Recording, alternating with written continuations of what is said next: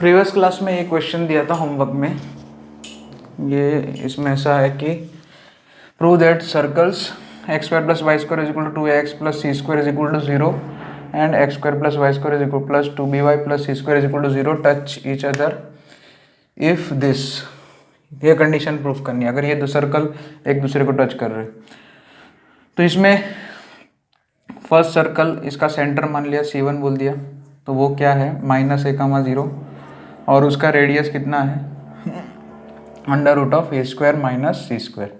ठीक है। Second circle उसका सेंटर मान लिया उसका 0, -b आएगा, उसका सेंटर 0, -b और radius R2 is equal to b² - c²।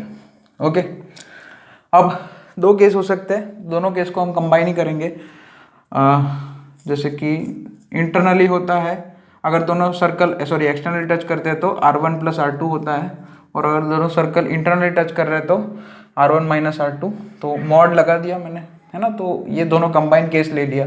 ये इसमें दोनों सर्कल एक दूसरे को इंटरनली भी टच कर सकते हैं, एक्सटर्नली भी टच कर सकते हैं। तो C1 C2 का मतलब क्या हुआ, डिस्टेंस फॉर्मूला लगा दो, तो वो √a² + b² आ जाएगा is equal to modulus R1 मतलब √a² - c² प्लस और minus √b² - c²। Take square on both side, तो यहाँ पे ऐसा आ जाएगा a² + b² is equal to, इसका होल स्क्वायर करोगे तो a² - c² plus minus 2 √a² - c² into √b² - c²। Mod का स्क्वायर है तो मॉड चला जाएगा, और प्लस b² - c²। ठीक है। फिर अंदर जो है वो होल स्क्वायर की फॉर्मूला लग जाएगी, a + b² और a - b² दोनों एक साथ लगेगा। मिडल टर्म जो है प्लस माइनस आएगा, a² cancel, b² cancel, -c² - c², 2 times c², 2c² आ जाएगा इधर, और 2 जो है कैंसिल हो जाएगा, फिर प्लस और minus √a² - c² into √b² - c²। ये अंडर फिर से भगाना है तो फिर से स्क्वायरिंग कर दो एक बार और, तो again take square on both side, तो c⁴ हो जाएगा लेफ्ट साइड पे, c² का स्क्वायर, इधर प्लस माइनस कैंसिल हो जाएगा, स्क्वायरिंग कर रहे हो इसलिए, और इधर दो ब्रैकेट जो है उन पे स्क्वायर रूट हट जाएगा, a² - c² इंटू b², ये दूसरा ब्रैकेट आ जाएगा इधर b² - c²। अब इधर लेफ्ट राइट हैंड साइड पे आप ब्रैकेट मल्टीप्लीकेशन करेंगे तो a² b² minus a² c² minus b² c² plus c⁴ cancel, ये माइनस वाले दोनों टर्म इधर भेज दिया, तो a² c² plus b² c² is equal to a² b²। ये पूरे इक्वेशन को a² into b² into c² से डिवाइड कर दोगे तो ये आ जाएगा, है ना। तो a² b² c² से डिवाइड कर दो दोनों साइड। तो देखो यहाँ पे ये पहला टर्म क्या बनेगा 1/b², दूसरा टर्म 1/a², और यहाँ पे जो है इज इक्वल टू के उस साइड 1/c²। तो वही कुछ ऐसा ही कुछ कंडीशन बनाना है, देख लो। ठीक है, यही प्रूफ करने को बोला गया था आपको, तो हो गया। नेक्स्ट, तो ये आपका आंसर वेरीफाई कर लेना। अब नया टॉपिक सीखते हैं, नया पॉइंट हमारा, नया कॉन्सेप्ट।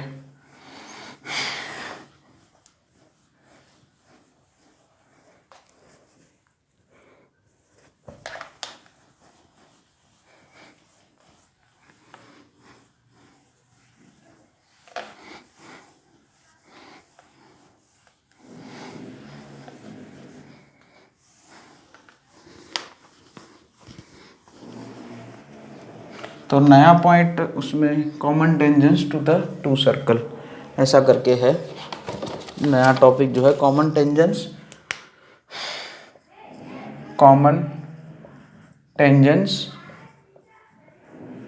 To two circles. अच्छा, दो सर्कल होते हैं तो वो तो पोजीशन पे डिपेंड करेगा यहाँ पे। तो दो सर्कल एक दूसरे से कैसे है, टच कर रहे हैं, टच कर रहे हैं, इंटरनली कर रहे हैं, आउट एक्सटर्नली टच कर रहे हैं, या एक सर्कल दूसरे के अंदर है, या दोनों आपस में एकदम सेपरेट है, एक सर्कल इधर एक सर्कल इधर है, तो ऐसे केसेस बनेंगे। इसमें सबसे पहला case number 1, both circles neither touch nor cut, neither touch nor cut, मतलब सर्कल ऐसे एक दूसरे से अलग अलग है। जैसे कि यहाँ पे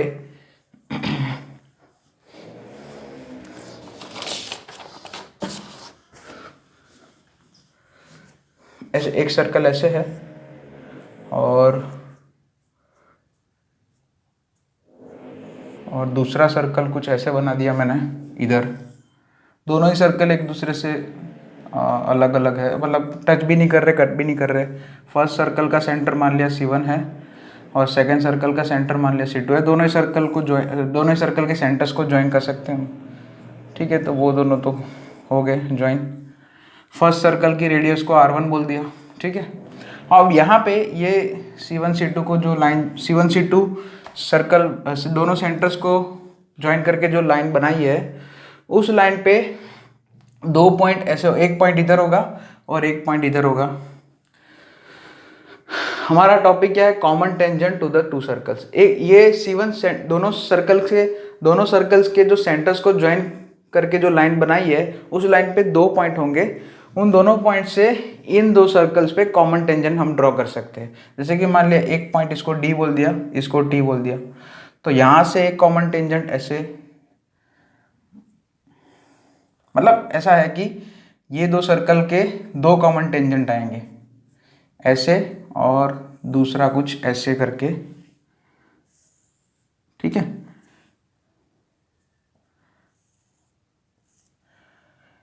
ये एक कॉमन टेंजेंट, मतलब ये 2 कॉमन टेंजेंट, ठीक है।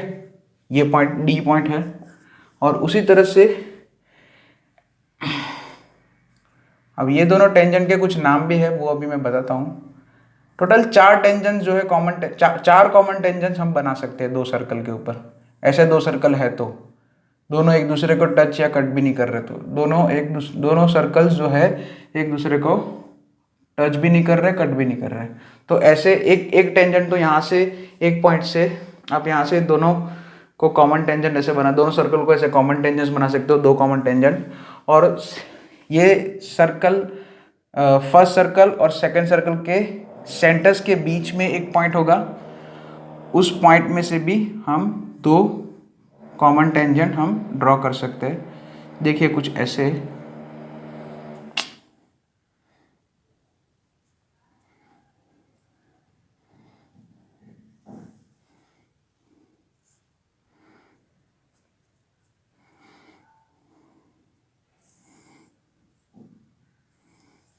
ठीक है। थोड़ा डायग्राम अजीब है क्योंकि drawing I am not good at a drawing, ठीक है। तो यहाँ पे एक पॉइंट होगा T बीच में, वहाँ से भी हम 2 टेंजेंट्स ड्रॉ कर सकते हैं दोनों सर्कल पे, जो कि कॉमन टेंजेंट होंगे। वैसे भी सर्कल के बाहर के पॉइंट से 2 टेंजेंट हम सर्कल के ऊपर ड्रॉ कर सकते हैं। तो यहाँ पे ये पॉइंट T और D दोनों ही सर्कल के बाहर के पॉइंट्स है। तो ये D पॉइंट से ये एक ऐसे टेंजेंट बनाए, तो वो दोनों सर्कल का कॉमन टेंजेंट होगा। और ये एक दूसरा नीचे एक टेंजेंट बना दिया। अब ये D पॉइंट कहाँ होगा, कैसे होगा, वो तो अभी हम डिस्कस करेंगे कि कैसे उसके कोऑर्डिनेट्स निकालेंगे। आपको जो है दोनों सर्कल के इक्वेशन दिए होंगे, आपको खाली इतना ही दिया होगा, दोनों सर्कल के इक्वेशन दिए होगा, कल बस दोनों सर्कल के इक्वेशंस दिए होंगे। और आपको पता पहले तो ये लगाना पड़ेगा कि क्या ये वाला ही सर केस है क्या, कि ऐसे कुछ है। तो सबसे पहले तो कैसे ये पता कैसे लगाएंगे कि ये दोनों सर्कल एक दूसरे को टच भी नहीं कर रहे, कट भी नहीं कर रहे, मतलब ऐसे है, दूर दूर है ना, ऐसे है। तो 4 टेंजेंट तभी पॉसिबल है ना। ये फर्स्ट केस है, उसमें 4 टेंजेंट पॉसिबल है। ये D पॉइंट में से ऐसे जो टेंजेंट बना है उसको डायरेक्ट कॉमन टेंजेंट बोलते हैं, जिसका शॉर्टकट फॉर्म है DCT।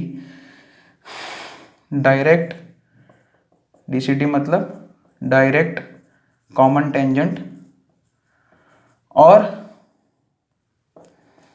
ये जो दोनों सर्कल्स के सेंटर्स के बीच में जो पॉइंट है, उसमें से 2 टेंजेंट जो बनाए कॉमन टेंजेंट्स, उसको हम बोलते हैं TCT, ट्रांसवर्स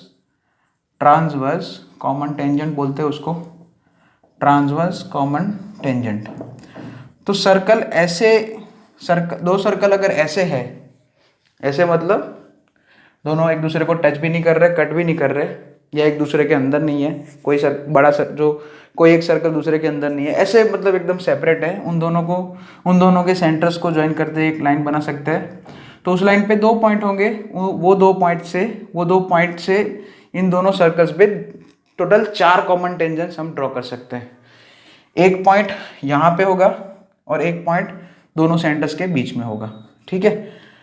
और दोनों टेंजेंट्स के है ना, यहाँ पे DCT 2 होंगे, डायरेक्ट कॉमन टेंजेंट्स 2 है दिख रहा है, और ट्रांसवर्स कॉमन टेंजेंट्स भी 2 है, यानी कि टोटल 4 कॉमन टेंजेंट्स जो है हम ड्रॉ कर सकते हैं अगर आपका केस ये हुआ बोथ सर्कल नाइदर टच और नॉर कट।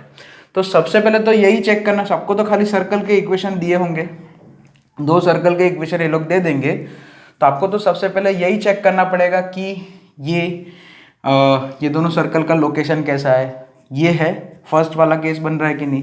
तो इसकी कंडीशन क्या आएगी, देखो ये R1 हो गया, यहाँ से यहाँ तक ये डिस्टेंस, और ये R2 हो गया। तो यहाँ पे क्लियरली दिख रहा है दोनों सर्कल्स के सेंटर्स के बीच का डिस्टेंस C1 C2 वो जो है दोनों सर्कल्स की रेडियस के सम से ज़्यादा है। सिंपल है, यहाँ पे ये R1 इतना है, R2 इतना है, तो R1 प्लस R2 इतना तो नहीं होगा कि C1 C2 के बराबर हो जाएगा। वो तो अब आपको तो एक्सटर्नली टच का सिखाया था मैंने, अगर 2 सर्कल एक्सटर्नल टच कर रहे हैं, हाँ 2 सर्कल एक्सटर्नली टच कर रहे हैं, तो फिर उसमें क्या होता था condition, distance between centres is equal to sum of radii. लेकिन यहाँ पे ऐसा नहीं होगा, यहाँ पे जो है सेंटर टू सेंटर डिस्टेंस जो है रेडियस के दोनों के रेडियस के सम से ज़्यादा हो जाएगा। सो ये हमारी कंडीशन रहेगी, अगर दोनों सर्कल एक दूसरे को टच या कट कुछ भी नहीं कर रहे, तो ये होगा condition, distance between centres is greater than sum of radius. अच्छा, इसको शॉर्टकट में हम D बोलते हैं, और हम सभी केस में इसको D, स्मॉल d का मतलब आप समझ लेना, what is the small d, it is the distance between centres, यानी कि C1 C2। ये आगे आने वाले सभी केसेस में ऐसे ही हम स्मॉल d लिखेंगे।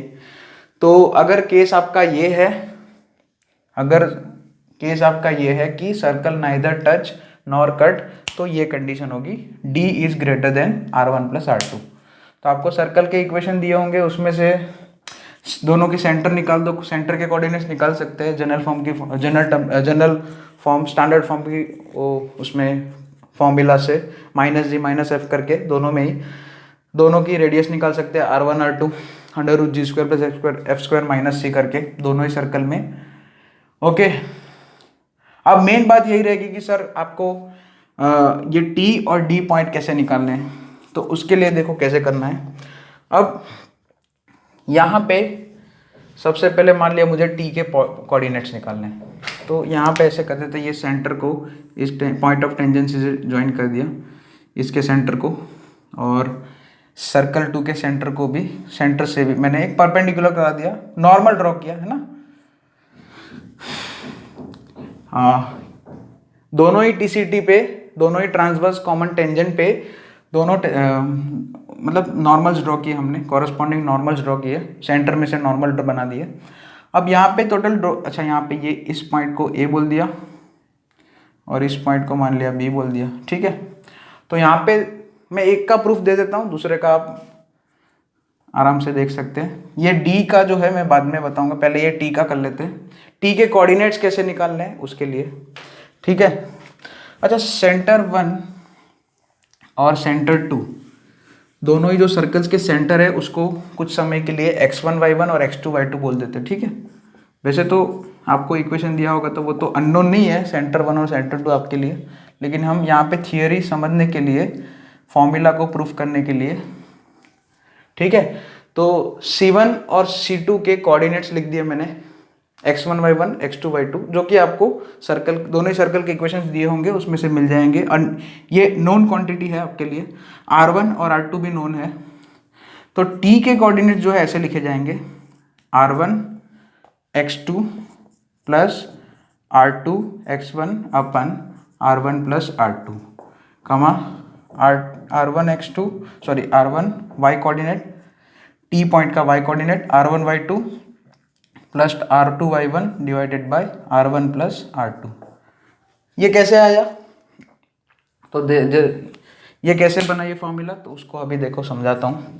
यहाँ पे टोटल दो ट्राइंगल्स बने, राइट एंगल है ना, दो राइट एंगल ट्राइंगल्स क्रिएट हुए। जैसे मैंने दो नॉर्मल बनाए ना, यहाँ पे सर्कल 1 जो है उसका ये ट्रांसवर्स कॉमन टेंजेंट ये है, तो यहाँ पे कोई भी एक टेंजेंट पकड़ सकते हैं हम। मैंने ये वाला टेंजेंट ले लिया, ये वाला टेंजेंट, ये वाला TCT पकड़ लिया, तो वो टेंजेंट पे दोनों ही सर्कल से मैंने नॉर्मल, दोनों ही सर्कल्स के सेंटर से नॉर्मल ड्रॉ कर दिए।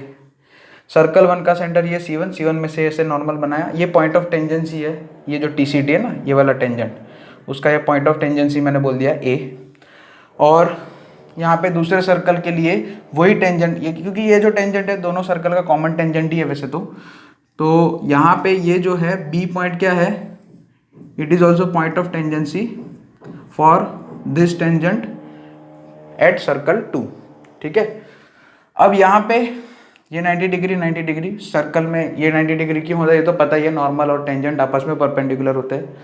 तो यहाँ पे टोटल दो राइट एंगल ट्राइंगल क्रिएट हुए, C1TA है ना, या फिर ऐसे बोलो C1AT एंड C2BT, दो ट्राइंगल क्रिएट हुए हैं। देख सकते हैं दोनों ही राइट एंगल ट्राइंगल है।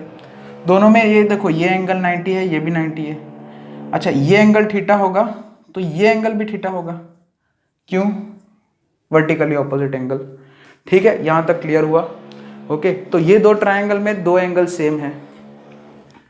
क्या किया मैंने प्रूफ करने के लिए, ये टी के कोऑर्डिनेट्स मैंने, ये हम ये चीज़ प्रूफ कर रहे हैं, टी के कोऑर्डिनेट्स हम निकाल ले, क्योंकि हमें कोई सर्कल का इक्वेशन दिया होता है, उसके बाहर का अगर कोई पॉइंट होता है तो वो जो उस पॉइंट में से दो टेंजेंट ड्रॉ कर सकते हैं। उस टेंजेंट के इक्वेशन निकालने के लिए प्रोसेस तो पता ही है, स्लोप फॉर्म में पॉइंट दिया है, पॉइंट आपको अगर मिल जाएगा, पॉइंट के कोऑर्डिनेट्स आपको मिल जाएंगे, सर्कल के बाहर का पॉइंट का कोऑर्डिनेट्स आपको मिल जाएगा, तो स्लोप पॉइंट फॉर्म यूज करके एम स्लोप सपोज कर लेंगे टेंजेंट का, और फिर जो है P is equal to R कर देंगे, है ना। वो तो पता ही है कैसे करेंगे। P is equal to R मतलब सेंटर से टेंजेंट का distance is equal to radius, है ना, टेंजेंसी वाली कंडीशन लगा देंगे, फिर वो तो बाद में, लेकिन पहले तो यही कैसे आया वो सीखना पड़ेगा यहाँ पे।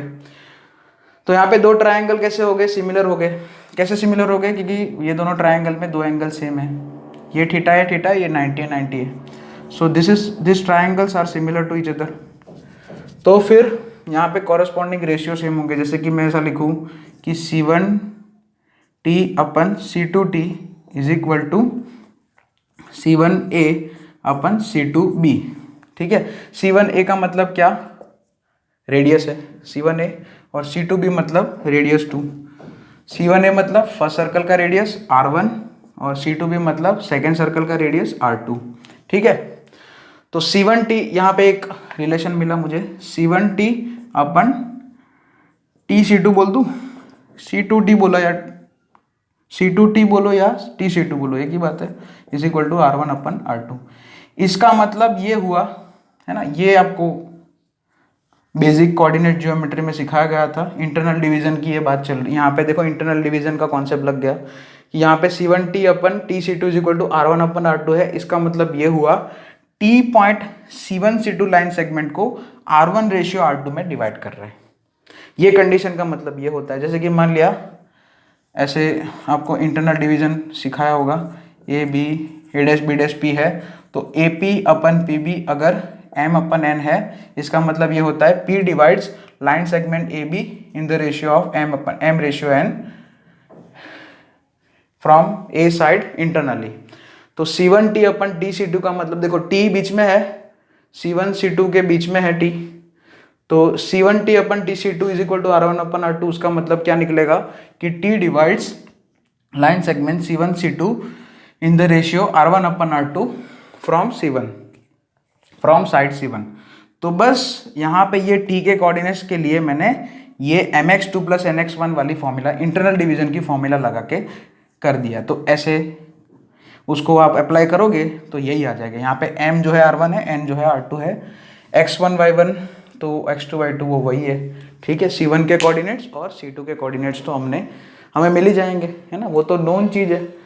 ठीक है, इसलिए टी के कोऑर्डिनेट्स ये आएंगे। अब डी पॉइंट के कोऑर्डिनेट्स कैसे लिखे जाएंगे? अब डी पॉइंट जो है इधर है, तो अब यहाँ पे ऐसा होगा, यहाँ पे भी हम दो ट्रायंगल क्रिएट कर सकते हैं, लेकिन मैं करूँगा नहीं यहाँ पे, वो फालतू में टाइम पास करने की ज़रूरत नहीं है। यहाँ पे जो है डी पॉइंट ऐसा होगा आपका, जो है ये तो हो गया है ना, टी के कोऑर्डिनेट्स तो समझ लिए। अब डी पॉइंट के कोऑर्डिनेट कैसे निकालेंगे? तो उसमें ऐसा होगा, डी पॉइंट इधर है, यहाँ पे देखो स्ट्रक्चर ऐसा बन रहा है, C1 इधर T, फिर C2 और इधर कहीं जाके D। तो T जो है C1 C2 लाइन सेगमेंट को R1:R2 में इंटरनली डिवाइड कर रहा है, और यहाँ से दो ट्रायंगल और लेंगे। एक तो ये वाला ट्रायंगल, यहाँ पे देखो ये टेंजेंसी वाला, इधर एक पॉइंट यहाँ पे जो से ज्वाइन कर सकते हैं, है ना, एक नॉर्मल और बना दो इस टेंजेंट के लिए और उस पॉइंट को नाम दे दो, और फिर यहाँ पे इधर एक नॉर्मल बना दो यहाँ पे ऐसे करके। तो फिर आपका ऐसे होगा कि ये ट्रायंगल और ये ट्रायंगल यहाँ पे वो दोनों सिमिलर हो जाएंगे, और फिर वहां से आपको पता चलेगा कि D जो है C1 C2 लाइन सेगमेंट को R1/R2 में ही डिवाइड कर रहा है, लेकिन एक्सटर्नली डिवाइड कर रहा है ना। यहाँ पे ऐसा होगा कि D divides line segment C1 C2 in the ratio R1:R2 from C1 side externally. ठीक है, T जो है, T पॉइंट जो है ट्रांसवर्स कॉमन टेंजेंट का जो पॉइंट है, वो C1 C2 लाइन सेगमेंट को इंटरनली डिवाइड करेगा R1:R2 में, और हमारा जो D पॉइंट है वो C1 C2 लाइन सेगमेंट को जो है एक्सटर्नली डिवाइड करेगा वही सेम रेशियो में, है ना। तो वो प्रूफ करने की जरूरत नहीं, अब डायरेक्ट ही जो है D के कोऑर्डिनेट लिख सकते हैं। अब D जो है एक्सटर्नली डिवाइड कर रहा है, तो फिर mx2 माइनस nx1 हो जाएगा, यानी कि यहाँ पे r1x2, बस यहाँ पे ये सब कुछ सेम रहेगा, यहाँ पे प्लस जहाँ जहाँ है वहाँ पे माइनस हो जाएगा, r1x2 माइनस r2x1 अपन r1 माइनस r2 कमा r1y2 माइनस r2y1 अपन r1 माइनस r2।